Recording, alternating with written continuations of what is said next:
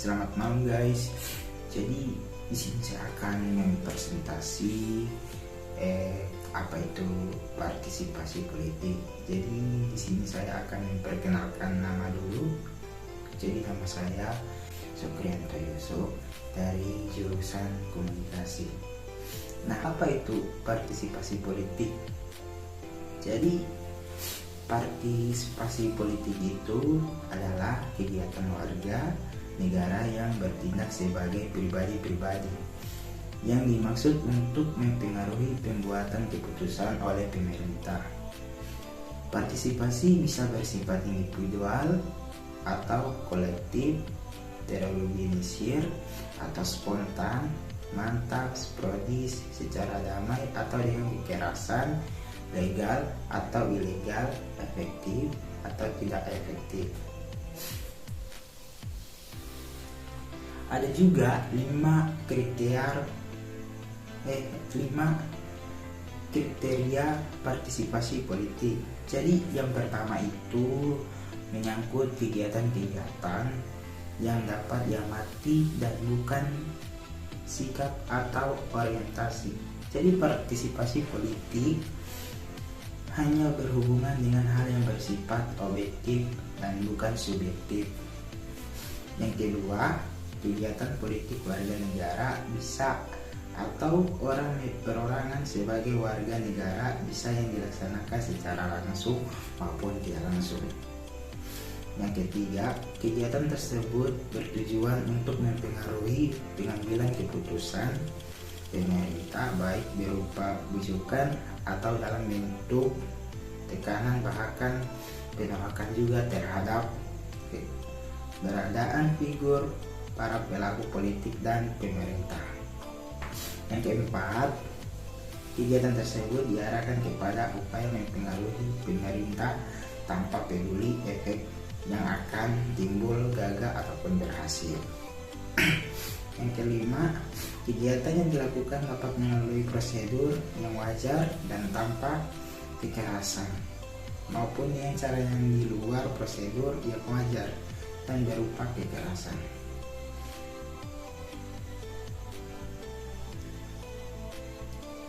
Ada juga batasan partisipasi politik. Yang pertama, partisipasi politik hanyalah mencakup kegiatan-kegiatan dan bukan sikap-sikap. Nah, dalam hal ini mereka tidak memasukkan komponen-komponen subjektif seperti pengetahuan tentang politik. Keefektifan politik tetap yang lebih ditekankan adalah bagaimana berbagai sikap dan perasaan tersebut berkaitan dengan untuk tindakan politik. Yang kedua, yang dimaksud dengan partisipasi politik adalah warga negara bisa, bukan pejabat-pejabat pemerintah. Yang ketiga, kegiatan politik adalah kegiatan yang dimaksud untuk mempengaruhi keputusan pemerintah. Nah, selanjutnya sebab-sebab timbulnya gerakan partisipasi politik.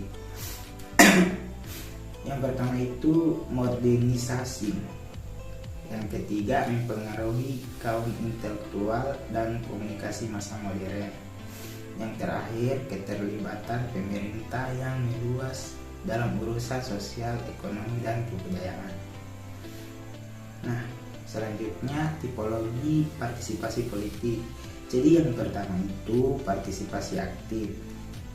Nah, partisipasi aktif itu yaitu yang berorientasi pada proses input dan output.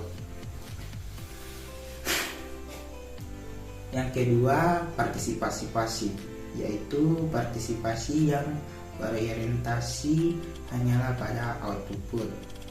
Dalam arti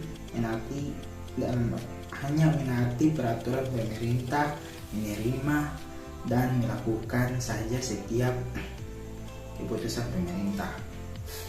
Yang terakhir itu golongan putih, golput atau kelompok aktif, karena menganggap sistem politik yang ada telah menyimpan dari apa yang dicita-citakan. Selanjutnya 4 opsi partisipasi politik. Yang pertama, sebagai sarana untuk mengajar kebutuhan ekonomi. Yang kedua, sebagai sarana untuk memuaskan suatu kebutuhan bagi penyesuaian sosial. Yang ketiga, sebagai sarana untuk mengejar nilai-nilai khusus.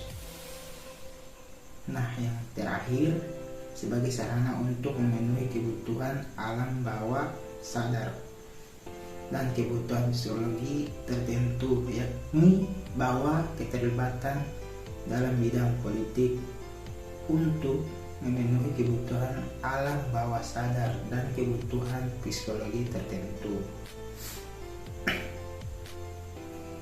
Selanjutnya ada juga tugas partisipasi politik. Yang pertama, untuk mendorong program-program pemerintah. Nah, hal ini berarti bahwa peran serta masyarakat diwujudkan untuk mendukung program politik dan program pemerintahan. Yang kedua, sebagai institusi yang menyuarakan kepentingan masyarakat untuk masukan bagi pemerintah dalam mengarahkan dan mengingatkan pembangunan.